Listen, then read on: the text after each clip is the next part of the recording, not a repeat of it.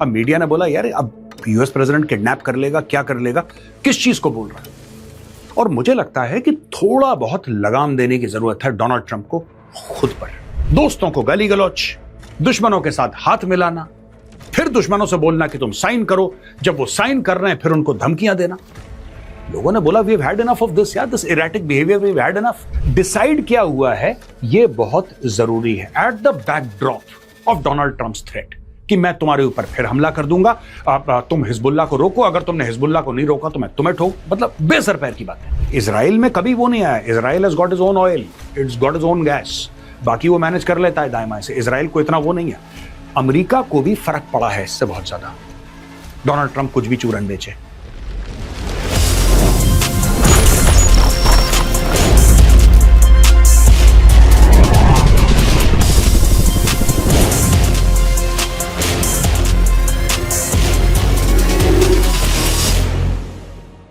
जय हिंद दोस्तों, मैं हूं मेजर गौरव आर्य और आप देख रहे हैं the Chanakya dialogues. Donald Trump ने ईरानियन डेलीगेशन को लगभग धमकी दे दी किडनैपिंग की। यही ग्लोबल मीडिया कह रहा है और I am sure you are very shocked, like I am very shocked. US का प्रेसिडेंट यह कह रहा है कि तुम अपने घर भी नहीं पहुंच पाओगे। खुली धमकी, गुंडागर्दी। ईरानियन डेलीगेशन को कहता है कि तुम आ तो गए हो, लेकिन अगर तुमने कुछ भी ऐसा किया जो मुझे पसंद नहीं है तुम वापस घर नहीं पहुंचोगे। अब मीडिया ने बोला यार अब यूएस प्रेसिडेंट किडनैप कर लेगा, क्या कर लेगा, किस चीज को बोल रहा है। और मुझे लगता है कि थोड़ा बहुत लगाम देने की जरूरत है डोनाल्ड ट्रंप को खुद पर। एक बात मैं आपको बताता हूं दोस्तों, इजराइल में एक सर्वे हुआ और इजराइल में जो सर्वे हुआ उसमें जो बेंजामिन नेतन्याहू के खिलाफ इजरायलियों ने बात की है उसके ऊपर मैं टच अपॉन नहीं करूंगा, वो एक अलग से टॉपिक है। यानी कि बेंजामिन नेतन्याहू को इजराइल के अंदर बहुत ज्यादा पुशबैक फेस करना पड़ा। 92% of the people say that we don't believe what has happened in terms of Iran and the US. वो कहते हैं कि ईरान ये लड़ाई जीत गई। ये इजराइल के लोग खुद कह रहे हैं। And a vast majority of them say कि बेंजामिन नेतन्याहू ने जो बोला है इस पूरे मामले के बारे में वो सच नहीं है। कम से कम पूरा सच तो है नहीं जो बताया है इस सर्वे में। अच्छा, सर्वे में वो लोग ये कह रहे हैं कि यार आपने लड़ाई लड़ी, वही कॉमन सेंसिकल थिंग्स, कोई ऐसा बड़ा जियोपॉलिटिक्स या डिफेंस वाला मामला नहीं है। सीधी बात है, आप जब भी लड़ाई लड़ते हैं दोस्तों आपके सामने एक क्लियर लक्ष्य होता है, एक ऑब्जेक्टिव होता है कि मैं लड़ाई इसलिए लड़ रहा हूं क्योंकि मुझे लक्ष्य हासिल करना है। लक्ष्य आपने हासिल किया नहीं, लक्ष्य आपने हासिल किया नहीं और आपने बोल दिया कि जीत गया, जीत गया। तो लोग कहते हैं ऐसे जीत होती है? जीत होती है जो आप पब्लिकली बताते हैं कि साहब ये हमारा लक्ष्य है, यू नो, हमें रेजिम चेंज करना है ईरान में, या फिर ईरान में हमें हॉर्मुज को अपने कंट्रोल में, व्हाटएवर XYZ आपके हैं, वो आपने पूरा नहीं करा और फिर आप कह रहे हैं आप जीत गए। 92% ऑफ द इजरायलीज फील। अच्छा, मैं अपनी फीलिंग बता के फिर ये बाकी का वीडियो शुरू करता हूं दोस्तों। ये मैंने पहले भी बोला था, आज रिपीट कर रहा हूं अपनी ऑडियंस के लिए, अपने सब्सक्राइबर्स के लिए। मुझे ऐसा लगता है कि जो लोग कह रहे हैं ना कि अमेरिका की हार हो गई है, ये बात सच है। लेट्स एक्सेप्ट इट, अमेरिका की हार हुई है, लेकिन अमेरिका को हराने वाला, अमेरिकन फोर्सेस, अमेरिकन मिलिट्री को हराने वाला ईरान नहीं है। अमेरिकन मिलिट्री को हराने वाला डोनाल्ड ट्रंप है। पहली बार 250 साल, अमेरिका के 250 साल के इतिहास में हुआ है कि एक प्रेसिडेंट ने अपनी ही फौज को हरा दिया। And all because Donald Trump wants to win an election. अपनी खुद की फोर्सेस को ह्यूमिलेट करवाया, उल्टी सीधी बातें की, सबको कंफ्यूजन में डाला, दोस्तों को गाली गलौच, दुश्मनों के साथ हाथ मिलाना, फिर दुश्मनों से बोलना कि तुम साइन करो, जब वो साइन कर रहे हैं फिर उनको धमकियां देना। लोगों ने बोला we have had enough of this यार, this erratic behaviour, we have had enough. You are not a juvenile यार, 80 साल के बुजुर्ग हो, बिहेव योर एज, है ना, बिहेव योर एज यार। और anyway if you are the president of the United States, कोई फर्क नहीं पड़ता यार, कोई फर्क नहीं पड़ता आप 30 साल के हो कि 80 साल के हो, आप प्रेसिडेंट हो यूएस के, you are the most powerful man on earth. Behave with a certain sense of gravitas, some dignity यार। ऐसा नहीं हो सकता कि गली मोहल्ले की बातें चल रही हैं वहां पे। अच्छा दोस्तों, यहां पे हुआ यह है कि जो स्विट्जरलैंड में बातचीत है तो वहां पे डेलीगेशन आया, अमेरिकन डेलीगेशन, वहां पे ईरानियन डेलीगेशन, ऑब्वियसली वो आए, वहां पे कतरी भी थे, वहां पे पाकिस्तानी भी पहुंचे हुए थे।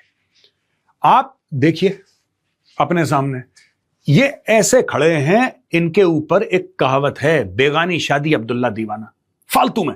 अच्छा, जब कतरी आए तो कतरी अपने ऑफिशियल्स के साथ आए, जब अमेरिकन आए तो अपने ऑफिशियल्स के साथ आए, जब ईरानी आए तो अपने ऑफिशियल्स के साथ आए, जब पाकिस्तानी आए तो ये बीवी बच्चों के साथ आए। ये दिखाता है कि पाकिस्तानी कितने सीरियस हैं। ये अपने बीवी, बच्चे, चाचा, मामा, साला, काका, ताया, ये सबको लेकर आए हैं वहां पे, जैसे छुट्टी मनाने के लिए आ रहे होंगे। That is what they have done. Anyway, इनको बिल्कुल आइसोलेट करा वहां पे, और आइसोलेट होने वाला दूसरा बंदा था, that was JD Vance. JD Vance वहां पे गया, ईरानियों ने मुंह फेर लिया, जेडी वैंस को हेलो नहीं बोला, नो हैंडशेक, नथिंग। वो अपनी जगह, अपनी जगह। ये हुआ वहां पे। शहबाज शरीफ गए लपक के, आरिकची के गले मिले, ये फटाक से गले मिले आरिकची के। आरिकची ने फोटो के लिए मना कर दिया शहबाज शरीफ को कि भाई फोटो वोटो के लिए टाइम नहीं है, ना ये अपॉर्चुनिटी है, ना ये ऐसा माहौल है कि यहां पे फोटो वोटो खिंचवाई जाए, we are not doing this. He walked off. अभी अकेले खड़े अपने फील्ड मार्शल के साथ कि कोई तो पूछे हमें, कोई तो पूछे। दोस्तों, बेसिकली ये जो पूरी टॉक है ना, पूरी टॉक, शुरुआत इसकी इस्लामाबाद में हुई थी, ठीक है। इसको आगे ले जाने वाला दोहा, और अब स्विट्जरलैंड में डील। अच्छा, यहां पे क्या हुआ कि इजराइल जो है वो रुक नहीं रहा। इजराइल है वो रुक नहीं रहा, वो बमबारी कर रहा है। And in spite of the fact कि सीज फायर की बात हो रही है, इजराइल नहीं रुक रहा है, और इजराइल रुकेगा नहीं। किसी ने कहा था कि बेंजामिन नेतन्याहू की पॉलिटिकल, हिज पॉलिटिकल मजबूरी जो बेंजामिन नेतन्याहू की है कि लड़ाई चलती रहे, और डोनाल्ड ट्रंप की पॉलिटिकल मजबूरी यह है कि लड़ाई रुक जाए। कैसे? अगर ईरान की लड़ाई रुक जाती है, ये जैसे कि रुक गई है लगभग, ठीक है, थोड़ा बहुत इसमें चीजें हो रही है, पर ये लगभग रुक गई है। ये लड़ाई रुकेगी, डोनाल्ड ट्रंप, अब देखिए हम जून के महीने में बैठे हैं, जुलाई, अगस्त, सितंबर, अक्टूबर। डोनाल्ड ट्रंप के पास जुलाई, अगस्त, सितंबर, अक्टूबर 4 महीने हैं डोनाल्ड ट्रंप के पास चीजों को नॉर्मल करने के लिए। 4 महीने में यह बहुत कुछ कर सकता है अगर ये अपना दिमाग सेंटर में रखे। इसको 3 चीजें देखनी है। पहली चीज, अगर डोनाल्ड ट्रंप फालतू के स्टेटमेंट न दे, which is a very difficult ask, which is an impossible ask actually, this इसका है कोई, ही इज वायर्ड डिफरेंटली। मैं और मतलब I have to be polite, he is the president, but he is wired differently. तो Donald Trump एक तो बोलते बहुत हैं और लगातार बोलते हैं, और ये रुकते नहीं है। पहली चीज तो ये उल्टी सीधी चीजें बोलते हैं, जिससे अमेरिकन पब्लिक कंफ्यूज होती है। दूसरी चीज, तेल के भाव अगर गिर जाते हैं, तेल के भाव, पब्लिक की मेमोरी शॉर्ट होती है बॉस, पब्लिक की मेमोरी शॉर्ट होती है। अगर तेल के भाव गिर जाते हैं, कमोडिटीज के, खाने पीने के, फूड आइटम्स के अगर भाव गिर जाते हैं और एक सर्टेन लेवल पे आ जाते हैं, तो he has got a pitch. फिर इसके पास पिच है नवंबर की, चुनाव की एक पिच है कि देखो जो भी हुआ, मैंने सब कुछ खत्म करा, I am a man of peace, लिहाजा मुझे नोबेल प्राइज दो, और अब मैंने ये कर दिया, वो कर दिया। लेकिन अगर दाम ऐसे ही बढ़ते रहे नवंबर तक, तो ये पलटी खा जाएगा, ये पलटी खा जाएगा फट से। अच्छा, दूसरी चीज, ये जाएगा और क्यूबा में ऑपरेशन करने की कोशिश करेगा। अगर इसको लगता है कि सक्सेस के 70-80% चांसेस हैं, ही विल डू इट। अच्छा दोस्तों, ये तो मैंने डोनाल्ड ट्रंप के बारे में बताया, और जो डोनाल्ड ट्रंप ने हरकतें करी, वहां पे जो हुआ, कतरी आए, पाकिस्तानी आए, ईरानी आए, अमेरिकन आए, जो कुछ आए, डिसाइड क्या हुआ है, ये बहुत जरूरी है। At the backdrop of Donald Trump's threat कि मैं तुम्हारे ऊपर फिर हमला कर दूंगा, तुम हिजबुल्लाह को रोको, अगर तुमने हिजबुल्लाह को नहीं रोका तो मैं तुम्हें ठोक, मतलब बेसर पैर की बात है, बेसर पैर की बात है। ठीक है, अब मैं आपको बताता हूं कि जो ईरानियंस हैं, खासतौर से मिस्टर आरिकची, ही इज हैप्पी। कुछ चीजें हैं जो अचीव हो गई हैं दोस्तों, वो अचीवमेंट्स के बारे में आज हम बात करते हैं। दोस्तों, 5 की आउटकम्स हैं इसके।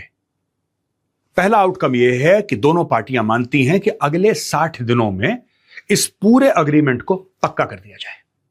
ये दोनों पार्टी मानती हैं, यानी अमेरिका और ईरान। लेकिन इसमें कमजोर कड़ी है दोस्तों। कमजोर कड़ी यह है कि अमेरिका मानता है, अमेरिका को यह विश्वास है कि जो हम कहेंगे इजराइल मानेगा।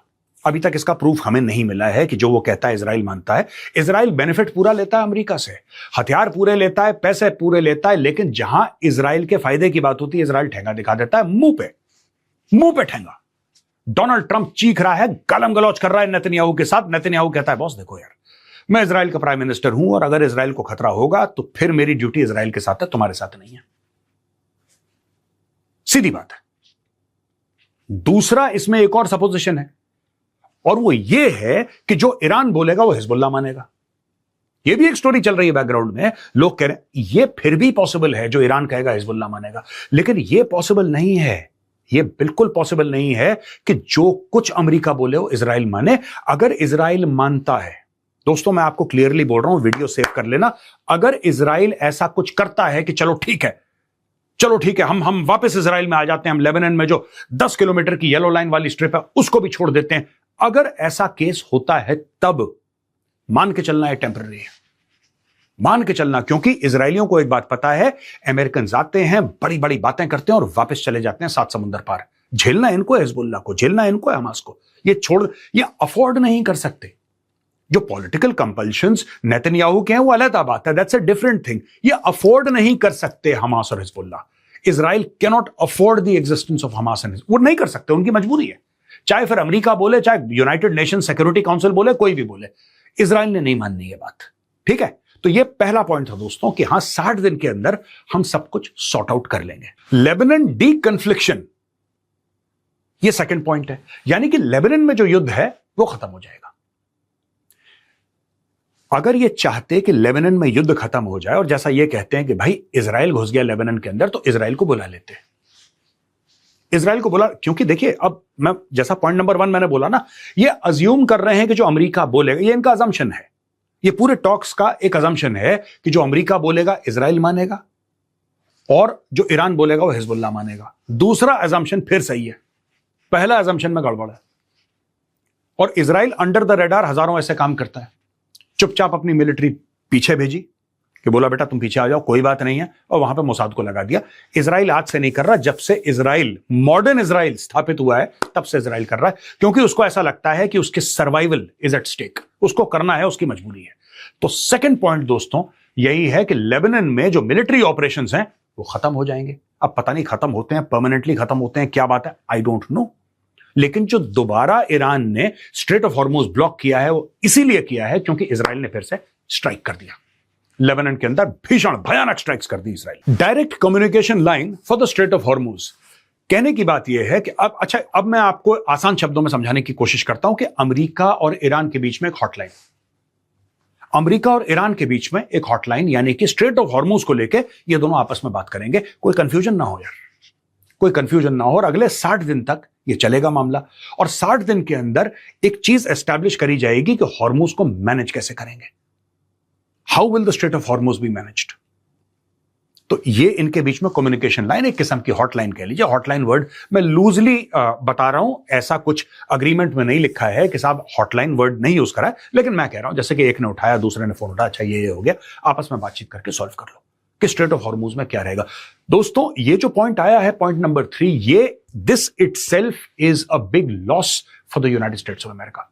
बहुत बड़ी हार है यूएस की, और यूएस की हार इसलिए है क्योंकि 27 फरवरी को कोई हॉटलाइन नहीं थी, कोई कम्युनिकेशन नहीं था, स्ट्रेट ऑफ हॉर्मुज खुला था। एक चलती फलती फूलती चीज में इन लोगों ने गदर मचा दिया, और आज की तारीख में अमेरिकन से संभाले नहीं संभल रहा। इजरायलियों को फर्क नहीं पड़ता, उनको स्ट्रेट ऑफ हॉर्मुज से क्या लेना देना, या बहुत कम लेना देना है स्ट्रेट ऑफ हॉर्मुज से। इजराइल में कभी वो नहीं आया, Israel has got his own oil, it's got his own gas, बाकी वो मैनेज कर लेता है दाएं बाएं से। इजराइल को इतना वो नहीं है। अमेरिका को भी फर्क पड़ा है इससे बहुत ज्यादा, डोनाल्ड ट्रंप कुछ भी चूरन बेचे, राइट, अमेरिका को भी फर्क पड़ा है। लेकिन सबसे ज्यादा फर्क किसको पड़ा है? कंट्रीज लाइक इंडिया, क्योंकि ईरान हमारे लिए एक लॉजिकल एनर्जी पार्टनर है, क्योंकि हमारे बिल्कुल बगल में, हमारे बिल्कुल बगल में। तो ये जो पूरा पीस वाला मामला है, उसमें सबसे ज्यादा जो स्टेक्स हैं, फायदा नुकसान कह लीजिए, जो भी कह लीजिए आप, that is with India. Because ठीक है, चाइना भारत से ज्यादा तेल खरीदता है ईरान से, और हर समय उसने ज्यादा खरीदा है, बड़ी इकोनॉमी है, रिक्वायरमेंट ज्यादा है, ऑल दैट इज फाइन। लेकिन fact of the matter is कि चाइना दूर है, भारत बिल्कुल बगल में है उसके, इंडिया इज नेक्स्ट डोर। तो इंडिया के फायदे में यह है कि सब चीजें नॉर्मलाइज हो जाए। लेकिन जो डोनाल्ड ट्रंप करके चला गया दोस्तों, देखिए जब से डोनाल्ड ट्रंप ने बोला है कि ठीक है सब कुछ ठीक है, सब कुछ ठीक है, तब से 2 बार स्ट्रेट ऑफ हॉर्मुज बंद हो चुका है। और मुझे ऐसा लगता है कि आगे चल के भी ऐसे होगा कि महीने में 1-2 बार ये बंद होने वाला है स्ट्रेट ऑफ हॉर्मुज। जब ईरान को ऐसा लगेगा कि ये बातें नहीं मानी जा रही, या किसी ने कुछ कहा, कुछ बोला, कुछ करने की कोशिश करी, स्ट्रेट ऑफ हॉर्मुज बंद। अब इसमें जो थर्ड पॉइंट है, इसमें भारत जैसे देश क्या कर रहे हैं कि यार हॉर्मुज के अलावा हमारा तेल कहां से आ सकता है? क्या ओमान से आ सकता है डायरेक्टली? क्या ओमान से ऐसी कोई पाइपलाइन है जो ओमान में टर्मिनेट हो और फिर ओमान के पोर्ट से हम डायरेक्टली भारत ले जाएं, स्ट्रेट ऑफ हॉर्मूज को हम परमानेंटली सर्कमवेंट करते हैं? क्या ऐसा हो सकता है? बिल्कुल हो सकता है। क्या पाइपलाइन जा सकती है अंडर सी? और जगह जाती है, यहां पे क्यों नहीं जा सकती? क्या वहां से शिप्स आ जा सकते हैं? बिल्कुल आ जा सकते हैं। तो ये सारी की सारी चीजें हैं, भारत भी प्लान कर रहा है, बाकी देश भी अपनी अपनी प्लानिंग कर रहे होंगे। दोस्तों, अब जब हम चौथे पॉइंट की बात करते हैं तो चौथा पॉइंट यह है कि ईरान के 3 फायदे हुए हैं। ये 3 फायदे हैं क्या? नंबर 1, जो ईरान के फ्रोजन एसेट्स हैं उसको अनफ्रीज कर रहे हैं और ईरान को अरबों डॉलर मिल रहे हैं। एक तो ये चीज हो गई, ये चौथा पॉइंट है। दूसरी चीज, ईरान के ऊपर जो सैंक्शंस लगे थे वो सैंक्शंस भी हटेंगे। और तीसरी चीज, ऑयल, गैस खरीदना, बेचना, ये सब ईरान के लिए बहुत आसान हो जाएगा। Iran will again get connected to the world. अभी तक ईरान दुनिया से काफी हटके था और इसका फायदा चाइना ने बहुत बहुत उठाया है। तो अमेरिकन थिंकिंग, देखिए बात यह होती है ना कि अमेरिकन को क्या फायदा हुआ, मैं आपको बताता हूं। लोग कहते हैं कि अमेरिकन जब लड़ाई लड़ते हैं तो उनके एम्स अलग होते हैं। उनके, वो आप और मेरे एम कि इसको हराया, इसको जीते, इससे हारे, ये सारे एम्स नहीं, इनके एम कुछ और रहते हैं। इन्होंने क्या किया है कि वेनेजुएला को, मैं आपको समझाने की कोशिश कर रहा हूं, वेनेजुएला को अपने अंडर ले लिया। अपने अंडर वेनेजुएला को ले लिया, यानी कि वेनेजुएला का तेल कौन कंट्रोल करता है? America, Donald Trump. They control Venezuelan oil. तो वेनेजुएला का जो तेल था, वो तेल, एंड सबसे ज्यादा दुनिया में तेल किसके पास है? वेनेजुएला के पास। हुआ ये कि ये जो वेनेजुएला का तेल है, अब क्योंकि अमेरिका के कंट्रोल में आ गया तो इन्होंने बिल्कुल ना ही कर दिया है चाइना, यानी कि चाइना को वेनेजुएला के तेल से वंचित रखना। एक ये पॉइंट है। यही इन्होंने सोचा कि रिपीट करेंगे ईरान में। इनसे हुआ नहीं, इनसे हुआ नहीं। इनका प्लान जो था वेनेजुएला वाला, ईरान में फेल हो गया। So then Americans did the next best thing. अब ये नेक्स्ट बेस्ट क्या था? अब ये है कि एक जमाने में, यानी कि कुछ समय पहले, right, assured supply, assured buyer Iran का एक ही था, चाइना। 90% ईरान का तेल चीन खरीदता था, राइट, और बिल्कुल सस्ते दामों में खरीदता था। अमेरिका ने क्या करा कि बोला ठीक है, हम तुम्हारे ऊपर सारे सैंक्शंस हटा देते हैं। अब आप बोलेंगे साहब इससे क्या होगा? इससे तो अमेरिका का घाटा है। अमेरिका कोई घाटा नहीं है, कोई घाटा नहीं है। सिंपल सी बात यह है कि अचानक जहां पे 90% तेल चाइना खरीदता था ईरान से, ईरान के दरवाजे पे 50 देश आ गए कि भाई हमें दो। 50 देश आ गए कि हमें दो तेल। ये देश कल तक नहीं आए थे क्योंकि सैंक्शन लगे थे। जैसे ही आपने सैंक्शन हटाए तो 50 देश आ गए। अब ईरान जो है, जो सिर्फ चाइना को खुश करने में लगा हुआ था और सिर्फ चाइना को तेल भेज रहा था, कल की तारीख में ईरान जो है वो 50 में ऐसी एक फिगर हाइपोथेटिकल लेके चल रहा हूं, it could be 20, it could be 30, यानी कि multiple business partners Iran will have. तो ईरान से काफी देश जो हैं वो तेल खरीदेंगे। और ईरान का सबसे क्लोज, मैं बार बार कह रहा हूं, ईरान का सबसे क्लोज देश कौन है जो उसका सबसे बड़ा बायर है? Closest and biggest buyer combined, that is India. Biggest buyer China, but China is far away. So closest and biggest को अगर आप मिला देंगे तो वो इंडिया है। फिर वो श्रीलंका को तेल बेचे, फिर वो किसी को तेल बेचे, वो ईरान की मर्जी है, that is Iran sovereign decision. But the fact of the matter is कि अब चाइना की जो पकड़ थी ईरान के ऊपर, वो बहुत हल्की पड़ने वाली है। अरे जब आपने यही बोल दिया है कि ईरान के अंदर 300 अरब डॉलर इन्वेस्ट होंगे, उससे रिकंस्ट्रक्शन होगा, तो रिकंस्ट्रक्शन कौन करेगा? ये जब इकोनॉमी खुल रही है ईरान की, सैंक्शंस हट रहे हैं, it is getting plugged into the global economy, तो आपको नहीं लगता है वहां पे अमेरिकन फर्म्स होंगे ईरान के अंदर जो बोलेंगे ठीक है साहब ये बना दो, ये कर दो, ऐसा कर दो, वैसा कर दो, and you will have American technology, Iran will have access to American technology. बेहतर तरीके से तेल कैसे निकालना है, बेहतर तरीके से गैस कैसे निकालनी है, बेहतर तरीके से कंस्ट्रक्शन कैसे करना है, अमेरिकन तो पास मास्टर्स है। तो इससे भी कहीं ना चाइना को नुकसान हुआ है। हां, पूरे गल्फ के इलाके की जियोपॉलिटिक्स बदल गई है, दुनिया की एनर्जी सिक्योरिटी बदल गई है, यह बात सच है। लेकिन यह भी सच है कि जो ब्लैंक चेक चाइना को मिला था ईरान को लेके, वो ब्लैंक चेक खत्म होता है फिर, क्योंकि वहां पे 50 लोग आ गए। आपने इकोनॉमी जो खोल दी उसकी, अब जिससे मन चाहे ईरान खरीदे, जिससे मन चाहे ईरान बेचे। अब इसमें किसी का दखल नहीं होने वाला है और यह सब रेटिफाई हो जाएगा यूनाइटेड नेशन सिक्योरिटी काउंसिल से, क्योंकि डील का एक हिस्सा यह भी है। 5वां पॉइंट यह है कि जो टेक्निकल टॉक्स हैं वो पूरे हफ्ते चलेंगी और पॉइंट बाय पॉइंट। दोस्तों इसमें देखिए, बैलिस्टिक मिसाइल पे ऑलरेडी डोनाल्ड ट्रंप अपने हथियार डाल चुका है।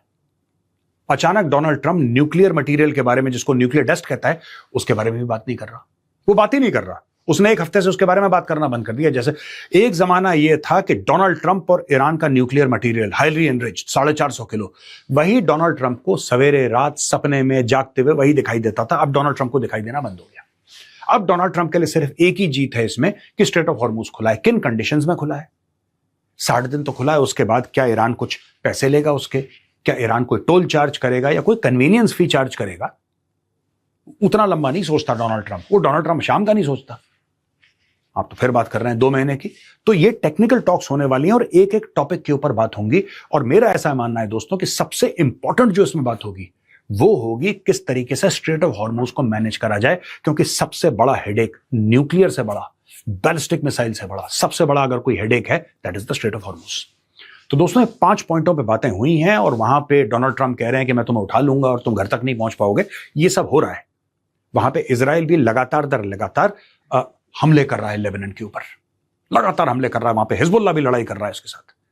इजराइल ने साफ मना कर दिया है कि हाँ हम पीछे हटेंगे, लेकिन ये जो येलो लाइन है, ये जो एक बफर जोन हमने 10 किलोमीटर का बनाया है, इसको हम छोड़ के कहीं नहीं जा रहे। तो यहां पे थोड़ी सी बात अटकी है। आने वाला कल बताएगा कि किस तरीके से अमेरिकन और ईरानियंस मिलकर इस पूरे मैटर को सॉल्व करते हैं। आज का वीडियो देखने के लिए बहुत बहुत धन्यवाद दोस्तों। पसंद आए तो इस वीडियो को लाइक कीजिए, हमारे चैनल को सब्सक्राइब कीजिए, बेल आइकन दबाना बिल्कुल मत भूलिएगा। जय हिंद, वंदे मातरम, भारत माता की जय।